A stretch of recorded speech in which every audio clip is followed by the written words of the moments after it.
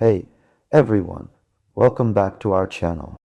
Today, we're going to explore a fascinating topic that has puzzled many developers: how to convert a context function into a normal function, and vice versa. If you've ever found yourself struggling with this issue, don't worry. You're in the right place. In this video, we'll delve into the world of functional programming and uncover the secrets behind these conversions. Context functions and normal functions are two fundamental concepts in programming that serve different purposes. Understanding how to switch between them is crucial for writing efficient and effective code. Whether you're a seasoned developer or just starting out, this topic will help you improve your coding skills and expand your knowledge of functional programming. So, let's get started. In this video, we'll cover the basics of context functions and normal functions, explore the reasons behind converting between them, and provide step-by-step explanations on how to achieve these conversions. By the end of this video, you'll have a solid grasp of how to transform a context function into a normal function, and vice versa. To begin with, let's define what we mean by context functions and normal functions. A context function is a function that operates within a specific context or scope, often using variables or values from that context to produce its output.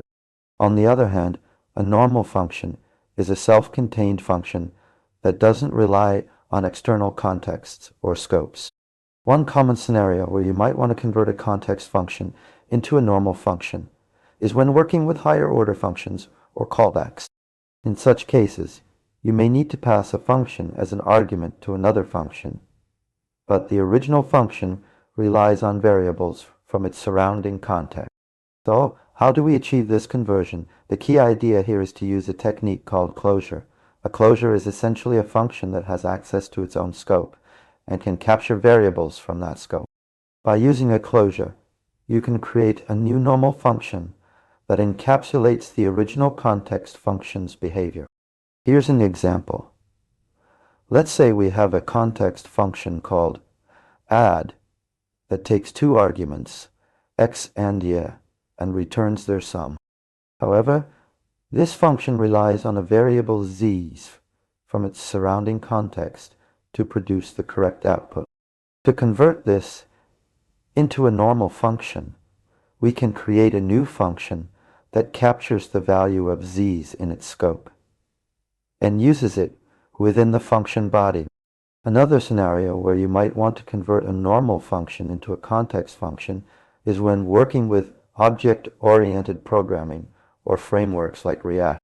In such cases, you may need to bind a function to a specific object's context so that it can access properties or methods of that object.